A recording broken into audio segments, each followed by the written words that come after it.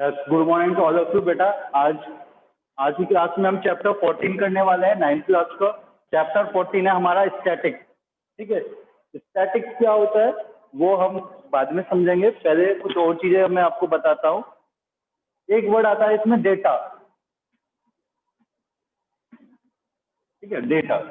यहाँ पे इस चैप्टर में चैप्टर स्टैटिक्स बहुत इंपॉर्टेंट है हमारा। 10th क्लास में भी होता है चैप्टर स्टैटिक्स, 14 चैप्टर ही है, लेकिन 9th में बेसिक्स है इसका। ठीक है, तो डेटा क्या होता है? डेटा वर्ड हमने सुना हुआ है, मोबाइल का डाटा होता है हमारा, मोबाइल का डेटा होता है, और भी डाटा होता है। लेकिन मैथ में डेटा का मतलब किससे होता है? कोई भी इंफॉर्मेशन जो हमें नंबर्स के थ्रू या पिक्चर्स के थ्रू या ग्राफ के थ्रू बताई जाती है, उसको हम डेटा बोलते हैं। ठीक है, कोई भी इंफॉर्मेशन जो हमें नंबर्स के फॉर्म में, पिक्चर्स के फॉर्म में, ग्राफ्स के फॉर्म में दी जाती है या बताई जाती है, उसको हम मैथ में डेटा मानते हैं। जैसे मैंने आपको बोला कि हमारे स्कूल के अंदर 9th क्लास के 5 सेक्शन हैं, तो ये मैंने आपको एक इंफॉर्मेशन दी और नंबर्स में बताई कि कितने सेक्शन है, 5। ठीक है, या मैंने आपको आपकी क्लास में जितने बच्चे हैं उनका जो रिजल्ट है उसका ग्राफ बना के दे दिया आपको, बार ग्राफ में वो रिजल्ट शो कर दिया। तो मैंने एक इन्फॉर्मेशन दी 9th क्लास के बच्चों के रिजल्ट के बारे में, और किस तरह से दी, ग्राफ में, तो वो भी मेरा क्या कहलाएगा? डेटा कहलाएगा। या मैंने पिक्टोग्राफ बना दिया। ठीक है, डाटा हेडरिंग आपने चैप्टर पढ़ा था 8th क्लास में, तो वहां पे आप डेटा जानते हैं क्या होता है। तो डेटा का मतलब है कोई भी इंफॉर्मेशन जो हमें नंबर, पिक्चर्स, ग्राफ्स के थ्रू दी जाती है, उसको हम डेटा बोलते हैं। अब बेटा डेटा आपका दो तरह का होता है, primary data and secondary data. Primary data और सेकेंडरी डाटा का मतलब क्या है? प्राइमरी डाटा वो होता है जिसको हम खुद कलेक्ट करते हैं, मतलब प्रैक्टिकली कलेक्ट करते हैं उसको। जैसे मैंने आपसे बोला कि एक क्लास चल रही है, उसमें आपको क्लास के स्टूडेंट्स के बैग चेक करने हैं और देखना है किस बच्चे के पास टिफिन लंच बॉक्स है और किसके पास नहीं है। उनकी मुझे काउंटिंग दो, उसका मुझे डेटा दो। तो आपको क्या होगा, एक एक बच्चे के पास जाके चेक करना होगा, एक एक बच्चे का बैग चेक करना होगा, और उसके बाद सपोज करो 40 स्टूडेंट है, 40 में 30 के लंच बॉक्स है और 10 के नहीं है, तो आप बोलोगे सर 30 के पास लंच बॉक्स है और 10 बच्चों के पास नहीं है। तो ये जो आपने डाटा दिया, ये आपने एक्सपेरिमेंट करा, प्रैक्टिकली करा और खुद से किया, तब आपने डाटा कलेक्ट किया, ऑब्टेन किया। तो इस डाटा को हम बोलते हैं प्राइमरी डाटा, जिसको हमें खुद कलेक्ट करना होता है। एक डाटा होता है आपका सेकेंडरी डाटा। सेकेंडरी डाटा वो होता है जिसको हम किसी सोर्स से कलेक्ट कर सकते हैं, हमें उसमें खुद जाके कलेक्ट करने की जरूरत नहीं है। उस डाटा को प्रैक्टिकली या एक्सपेरिमेंट करके कलेक्ट करने की जरूरत नहीं पड़ती, हम किसी दूसरे सोर्सेस को मालूम कर सकते हैं। जैसे मुझे ये चेक करना है कि क्लास 9th डी में कितने बच्चों के पास संस्कृत है, कितने बच्चों के पास आईटी है। तो मुझे ये नहीं कि मैं एक एक बच्चे के घर जाऊं, उसके पास जाऊं और उससे पूछूं। क्यों नहीं? क्योंकि मेरे पास रजिस्टर है, रजिस्टर में मैंने मेंशन किया हुआ है, और मैं रजिस्टर देखूंगा, वहां से मैं चेक कर सकता हूँ कि कितने बच्चों के पास संस्कृत है, कितने बच्चों के पास आईटी है। ठीक है, तो ये जो मैंने डाटा कलेक्ट किया, ये मैंने रजिस्टर, तो मेरा रजिस्टर वो सोर्स है जिससे मुझे डाटा मिल गया। तो ऐसे डाटा को बोलते हैं सेकेंडरी डाटा, जो हमें किसी दूसरे सोर्स से मिल सकता है। तो प्राइमरी डाटा, सेकेंडरी डाटा, बेटा समझ में आया सभी को? उसके बाद आता है हमारा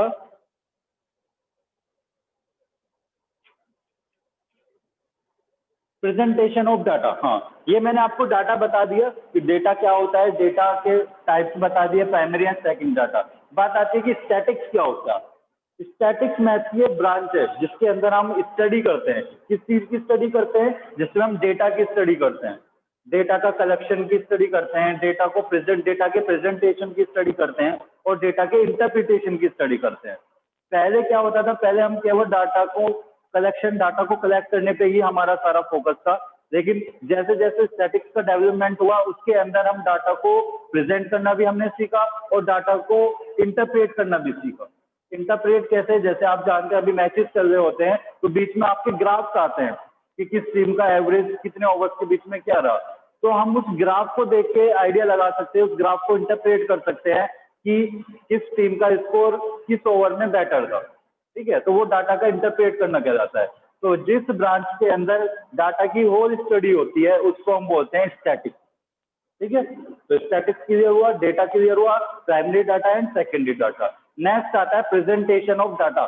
डाटा को कैसे प्रेजेंट करते हैं? बहुत सारे तरीके से हम डाटा को प्रेजेंटेशन कर सकते हैं, डाटा की।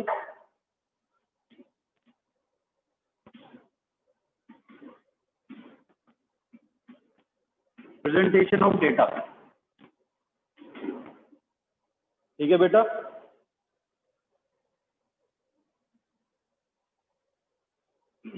सपोज करो consider the marks obtain by 10 students in a mathematics test as given below. मेरे पास 10 बच्चों के जो मैथ्स में मार्क्स आए वो गिवन है मेरे पास, मार्क्स है मेरे पास।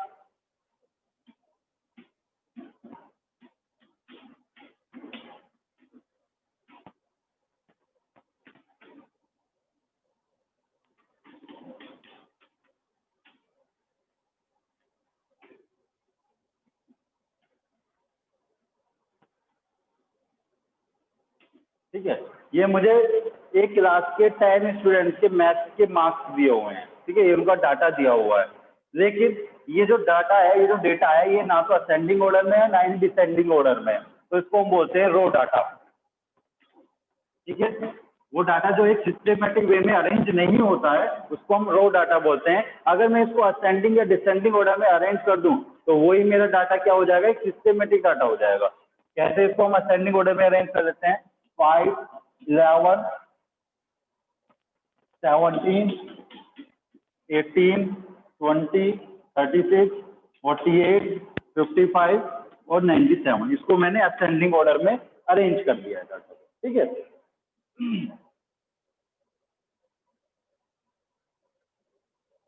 असेंडिंग ऑर्डर में सिस्टमेटिक वे में डाटा को अरेंज करने का क्या फायदा होता है कि हम इस डाटा को देख के इजीली इसकी रेंज मालूम कर सकते हैं। रेंज क्या होती है किसी भी डाटा की, रेंज का फॉर्मूला होता है बेटा maximum value minus minimum value. Maximum value minus minimum value. जैसे डाटा इसकी मैक्सिमम वैल्यू क्या है 97, मिनिमम वैल्यू क्या है 5, तो अगर आप 97 माइनस 5 करेंगे तो क्या आएगा आपका 92, तो 92 इस डाटा की क्या होगी, रेंज। ठीक है, तो हम डाटा की रेंज बहुत इजीली निकाल सकते हैं अगर हमारा डाटा असेंडिंग या डिसेंडिंग ऑर्डर में है। ठीक है, तो रेंज का फॉर्मूला क्या होता है, maximum value minus minimum value. दूसरी चीज इसके अंदर आती है बेटा आपकी फ्रीक्वेंसी। फ्रीक्वेंसी क्या होता है आपका, फ्रीक्वेंसी आपने फिजिक्स में पढ़ी होगी फ्रीक्वेंसी। जैसे यहाँ पे इस डाटा के अंदर देखो 17 दो बार आ रहा है। ठीक है, दो बच्चों के 17 मार्क्स आए तो हम बोलेंगे कि 17 की फ्रीक्वेंसी क्या है, 2। कोई भी नंबर जितनी बार रिपीट होता है, ठीक है, वो उसकी फ्रीक्वेंसी कहलाती है। जैसे 5 एक बार है तो 5 की फ्रीक्वेंसी 1, 11 की भी 1, 7 की 2, बाकी सबकी 1 1 हो गए। ठीक है, तो ये आपका फ्रीक्वेंसी होता है।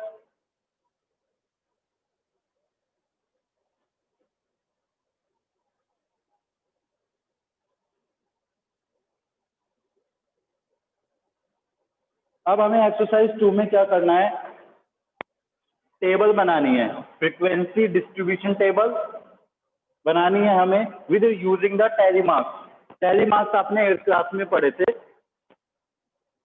मैं एक बार रिवाइज करा देता हूँ। जैसे मुझे 5 को रिप्रेजेंट करना है तो हम इस तरह से 4 वर्टिकल लाइन ड्रॉ करते हैं और एक ऐसे उसको कट कर देते हैं। ठीक है, तो ये हमारा टैली मार्क्स होता है 5 को यूज करने के लिए। अगर मुझे 6 यूज करना है या 10 करना है तो पहले मैं 5 का यूज करूंगा और फिर 6। टैली मार्क्स के बारे में सभी जानते हैं, टैली मार्क्स बना सकते हैं आप किसी भी नंबर का। उसके बाद आता है आपका ग्रुप डाटा और अनग्रुप डाटा। पहले अनग्रुप डाटा की टेबल देखते हैं।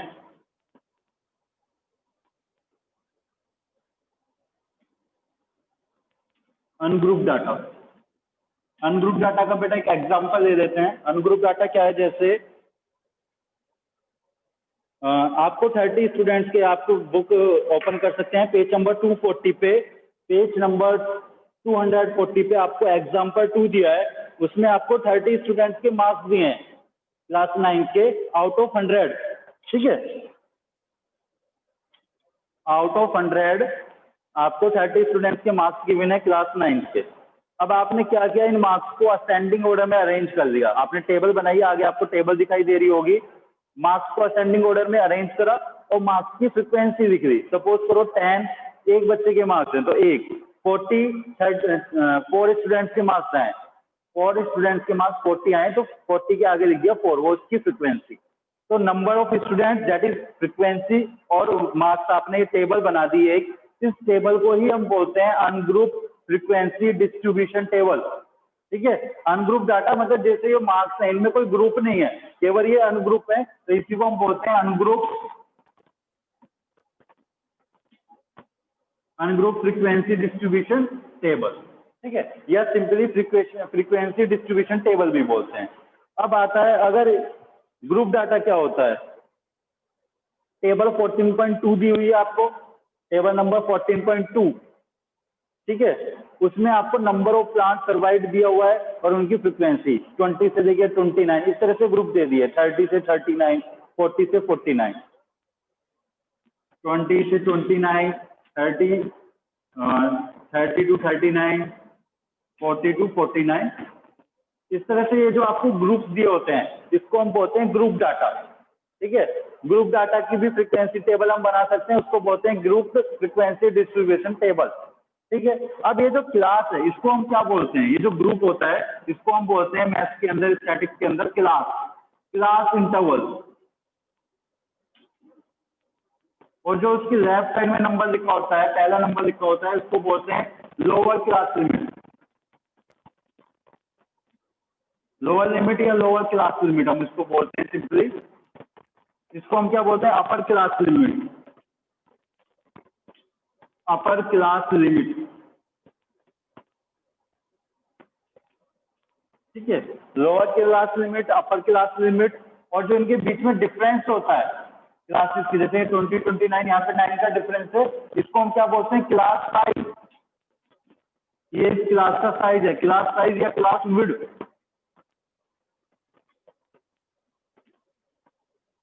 ठीक है, क्लास साइज या क्लास विड्थ बोलते हैं। तो ग्रुप्स के अकॉर्डिंग भी हम उसकी टेबल बना सकते हैं। तो 11.2 में सिर्फ हमारा यही है कि हमें group and ungroup frequency data को टेबल की फॉर्म में कन्वर्ट करना है, टेबल की फॉर्म में रिप्रेजेंट करना है। रिप्रेजेंटेशन करने के डाटा के और भी हमारे तरीके होते हैं जो हम 14.3 में पढ़ेंगे, बार ग्राफ एंड हिस्टोग्राम। ठीक है, बार ग्राफ एंड हिस्टोग्राम आपने क्लास 8 में भी पढ़ा है। यहाँ पे नया टॉपिक था फ्रीक्वेंसी पॉलीगन, लेकिन वो फ्रीक्वेंसी पॉलीगन हमारा डिलीट हो गया है, तो इस बार वो हमें नहीं करना है। मीन मोड मीडियन ये न्यू टॉपिक थे हमारे, वो भी डिलीट हो गए हैं। ठीक है, तो केवल इतना ही हमें करना है बेटा। इनकी हेल्प से आप आज 14.1 एंड 14.2 को कंप्लीट करेंगे।